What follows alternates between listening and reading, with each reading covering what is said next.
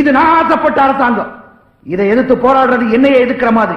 பெத்த அப்பனையே எதிர்க்கிற புள்ள எனக்கு தேவையில்லை. அநியாயத்தை எதிர்த்து போராடுறது அப்பாவை எதிர்த்து போராடுறதா நீங்க நினைச்சா எனக்கு அப்பாவே தேவையில்லை.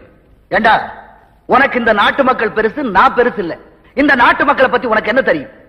நாடு நாடுன்னு நாட்டுக்காகவே உழைச்சார கர்ம வீரர் காமராஜர், அவர் சொந்த தொகுதியான விருதுநகர்ல தோக்கடிச்சாங்க.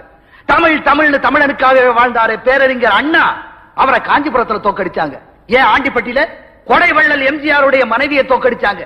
அந்த கட்சி ஜெயிக்குவானா? அந்த அம்மாவை ஜெயிக்க வச்சிருக்கலாம்ல. அவ்வளவு ஏண்டா? கக்கன்னு ஒரு நேர்மையான மந்திரி இருந்தாலும் தெரியுமா உனக்கு? கடைசி காலத்துல காரு கூட இல்லாம பஸ்ல ஏறி போனாருப்பா. அதையும் இந்த ஜனங்க வேடிக்கை பார்த்துக்கிட்டா இருந்தாங்க. இப்ப அவரையும் மறந்துட்டாங்க. அந்த ஜனங்களுக்காக இவர் போராட போறாரா? போடா. அப்பா சொல்றதையும் கொஞ்சம் யோசனை பண்ணி பாருப்பா. இல்லம்மா, தோளுக்கு மேல வளர்ந்த பிள்ளையை தொடக்கூடாதுன்னு சொல்லுவாங்க. என்ன தொட்டு அடிச்சிருந்தா கூட கவலைப்பட்டிருக்க மாட்டேன்.